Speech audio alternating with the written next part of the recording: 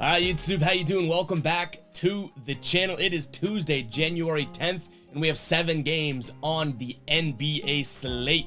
Tonight, we're going to jump into each game. We'll talk about the game. I'll give you what I'm thinking, but my final plays, what I'm actually going to be rolling with, will be in the pinned comment, so make sure to check that out, guys, and go ahead and like the video before we get into this. Like the video, comment, hit that subscribe button. We are on the road to 15,000 subscribers. We're going to be doing an awesome giveaway once we get there. But yeah, speaking of the final plays, last night we did not have the best run there. We went 0-2. We had the Lakers. We gambled on the line. We knew LeBron James was questionable, and we said maybe we can get this line at a good number here, right? Plus 10.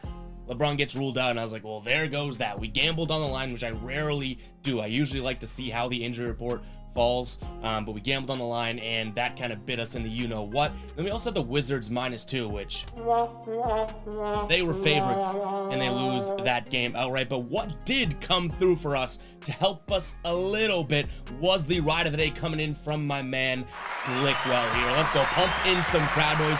Jason Tatum over 7.5 boards. He cashes. He hit this. He had 8 rebounds, so just barely cashes, but he does. So shout out to Slickwell, guys. If you do want to be the ride of the day, all you got to use is hashtag ride of the day in the comments, and I'll be jumping on board with one person's comment here, one person's pick, and you guys get a shout out, win or loss, in the next video. But let's go ahead and jump into this slate, guys. We're talking about Philly taking on Detroit as our first game here. As right now, Philly 10.5 point favorites at home, total sitting at 230 here. This Detroit team, I don't know what to make of them. I feel like some games when we pick against them, they cover, and then some games they get their doors blown off. Last time these two teams played was a couple days ago. Philly won 123 to 111, and that was, I believe, a Joel Embiid-less team, but he's upgraded to questionable tonight here. PJ Tucker is also probable for Detroit. Bojan Bogdanovic is out. Marvin Bagley still out. Livers questionable here. Cade Cunningham, as we know, out for season, and then Jalen Duren out here Tuesday against Philly. Philly has won 4 of their last 5 games. They've covered 3 of those games. I'm going to lean Philly in the big number here. I don't think that I ultimately make this a final play, if I'm being completely honest, but I do lean Philly here -10.5. And in terms of a total, I like the under here just slightly. I don't think either one of these plays truly becomes a final play unless we do some more research and find some, no diamonds in the rough or little nuggets of information, but those are just leans as of right now. Moving on, we have Miami hosting the Thunder. Miami 4.5 point favorites at home, total sitting at 224.5. These two teams have played this year, and it was a close game, 110 to 105 back in mid-December here. Miami were 2.5 point favorites. They obviously did not cover that one, only winning the game by 2 points here.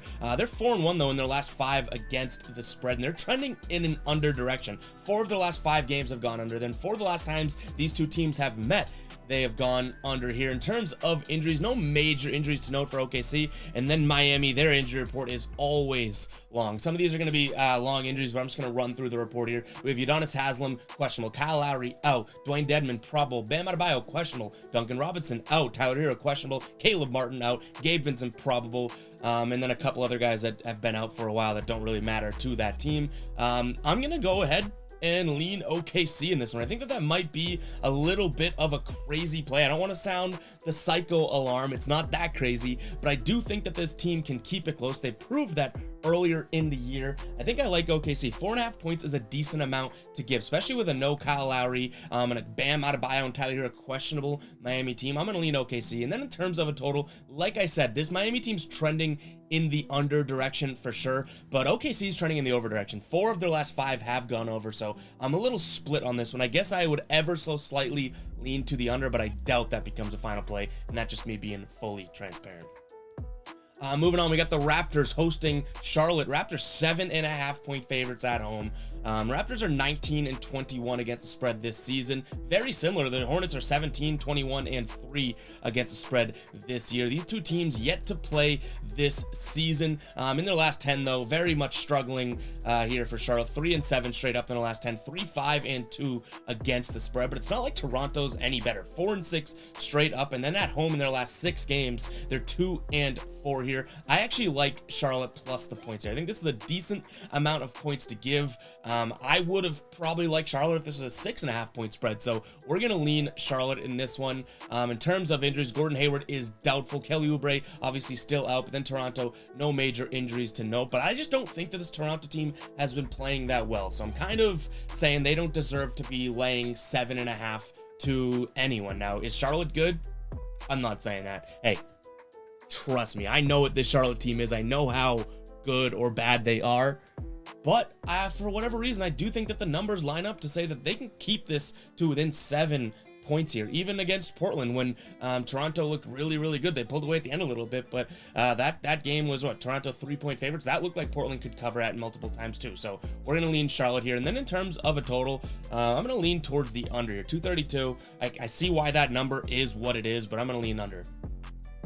Moving on, we got Cleveland traveling to Utah. Utah getting 3.5 points on their home floor here. They're 23-20 against the spread. Both these teams are positive against the spread in the season. Like I said, 23-20 against the spread for the Jazz, and then the Cavs 20-18-3, and those 3 pushes here. Total at 227. These two teams played mid-December, and Cleveland whooped them 122-99 in this one. They actually have won the last 2 bouts here by 20 plus points. The last one coming last season. Cleveland's playing good basketball, 4-1 straight up in their last 5. That being said, they're 3-10-1 in their last 14 games against the spread against Utah. I'm not going to put any weight into that. I'm going to lean Cleveland here. They've won 3 of the last 4 games. They've only covered 2 of those games, or 2-2-1 against spread in their last 5. But this Utah team has been up and down, have not been playing good basketball here. So I'm going to lean Cleveland in this one. I think that's a pretty fair number. I think you're getting pretty good odds here for Cleveland, who I do think are the better team, obviously. And then you have a Donovan Mitchell revenge game or return game playing his old team. So I like Cleveland here minus the points. That's definitely has a strong chance of being a final play for sure. And then I also like the over 227 in this one. Guys, before we jump into the rest of the games, I do want to talk to you guys about possibly becoming members, what we call ballers on the channel, guys. $2.99 a month. First and foremost, the best way, or one of the best ways to support the channel, guys. $2.99 a month is half the price of a coffee at most of these, Starbucks or Dunkin's or something like that. So if you guys do want to support the channel, make sure to check that out. It's the join button. Click that. It's right next to the subscribe button. If you're not subscribed, hit that subscribe button, like the video. But yeah, guys, consider hitting that join button. And what the value that we try to provide for those $3, I think, is unmatched. Yes, like every other YouTuber, you get the logo next to your name, you get custom emojis, we reply to your comments and all that. But what we're doing is building models for ballers only. We have a player points model. We're working on a PRA model, points, rebounds, and assists. But we have a player points model right now that is above 500 on the season. And then we also have a spread and total model that is killing it as well this season. And then what I think is probably some of the biggest value is we're 7 episodes into a build your own model series, where I'm literally taking you from a blank Excel/Google sheet and saying, hey, let's build a model together. That's been loads of fun so far. So if you guys are interested in that, $2.99 a month, try it out. I think there's a lot of jam-packed value in there. Some sites, charge you like $50 to $150 just to use their model. I'm teaching you guys for $3 a month how to build your own model based on, what all these people think is impossible, or there's geniuses and they build their own models. No, I'm not going to say it's easy, but it's possible for the average person to do it. So consider hitting that join button. There's also a link in the description if you guys do want to do that. But let's jump back into the games here. We got the Warriors 10.5 point favorites at home taking on the Suns. And this one, the Suns team, yikes, they have not looked good. And this Suns team is going to be without Chris Paul and Devin Booker. And DeAndre Ayton is questionable. I wouldn't be surprised if they just decide to hit him. And then you have Steph Curry, who's upgraded to probable. Same thing with Klay Thompson here. This Warriors team played pretty decent without Steph, at least in their last 10. They're 6-4 here. A couple pushes in there against the spread. But yeah, this is a huge number. I get that Phoenix is down a bunch of players, but I don't know if I like the Warriors winning by 11 here. So I'm gonna lean Phoenix. Do I want to do that? No. Do I think it's going to become a final play? No. For whatever reason, this game's leaving a bad taste in my mouth. What I do like, I guess I would say, is probably going to be the under. I think that Phoenix is going to be without a bunch of their guys, and the Warriors are having a couple guys come, especially Steph, right, kind of still work their way into lineup after being injured. So I like the under. I almost, I guess I lean Phoenix, like I said, in terms of the spread, but that is just such a huge number that I'm trying to stay away from it. All right, Portland taking on the Magic here. Portland 7.5-point favorites. Totals at 230 right now. These two teams yet to play this season. This Magic team, like I said, has been pretty surprising. The last 5 games in a row, they're 3-2 against the spread.